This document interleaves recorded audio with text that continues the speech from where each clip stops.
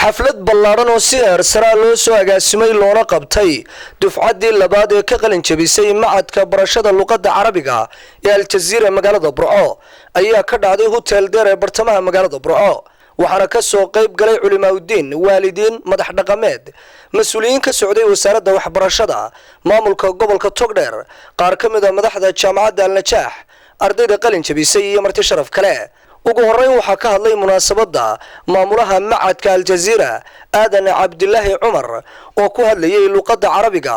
waxaanu yidhi waxaa mahad leh ilaaha luqadda carabiga ka dhigay ta ugu wanaagsan luqadaha ee ka dhex doortay luqadaha kale kana dhigay luqadda kitaabkeena quraanka kariimka sidoo kale waxaa ka hadlay munaasabadda xubno ay ka mid ahaayeen suldaan sheekh yuusuf cabdi cawad injineer maxamed ibraahim samatar doctor maxamed oo ah khabiir suudaaniya oo dhanka luqadda carabiga iyo arrimaha islaamka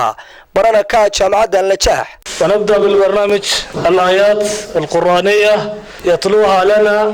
الأخ محمد علي حاجي فليتفضل مشكور. أعوذ بالله من الشيطان الرجيم يستبشرون بنعمة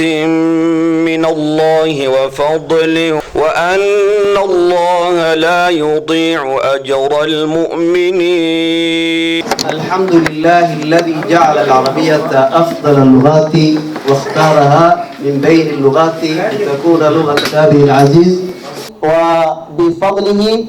لقد تحقق لنا خلال هذه الفترة الكثير من الأهداف التي أسس من أجلها معهد الجزيرة وتخرجت الدفعة الأولى في 2015 وهي الدفعة الثانية تتخرج اليوم بعد أن أكملت دورة في اللغة العربية أنها لغة القرآن الكريم. بعد هذه التحية الوجيزة أشكركم على مشاركتكم معنا في هذه اللحظات السعيدة. هذه المناسبة السعيدة أود أن أشكر كل من ساعدني من أهلي وأصدقائي ليحقق أحلامي. هذا يسرني غاية السرور حقيقة أن أرى هذا الحفل الكريم اليوم حفل خاص باللغة العربية. أنا سعيد جدا